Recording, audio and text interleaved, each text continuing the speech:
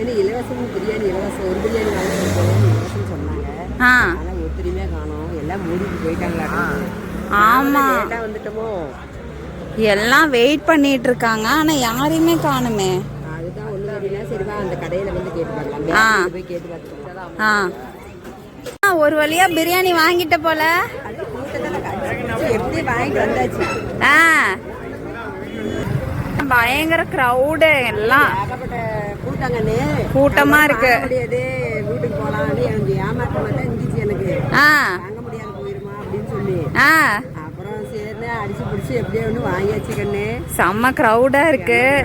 அங்கெல்லாம் நிறைய பேர் பேக்கரியில வந்து சாப்பிட்றது வந்து ஒரு விஷயமே கிடையாது. ஒரு விஷயத்துக்கு வந்து நம்ம வந்து இதை செய்யறோம் அப்படின்னு சொல்லி வந்தோம்னா அதை வந்து நம்மளுக்கு கிடைச்சாதாங்க நம்மளுக்கு வந்து நிம்மதியா இருக்குது. ஏன்னா நம்மளுக்கு வந்து ரொம்ப கஷ்டமா இருக்குது. பிரியாணி வாங்கும்போது ரொம்ப சந்தோஷம். ஓகே.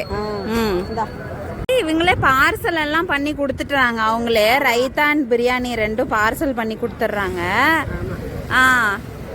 இது அங்கே பேக்கரி, அதுதான் வந்துட்டு காஃபி பீன் பேக்கரி. இது அவங்களோட ஃபியூம்ஸ் ரெஸ்டாரண்ட்டு. இது வந்துட்டு பக்கத்துலேயே இருக்கு. சரி ஓகேம்மா, நம்ம வீட்டில் போய் கிளம்பலங்கெல்லாம் ரஷ்ஷாக இருக்குது, இங்கே சாப்பிட முடியாது, நம்ம வீட்டில் போய் சாப்பிட்லாம். ஓகே.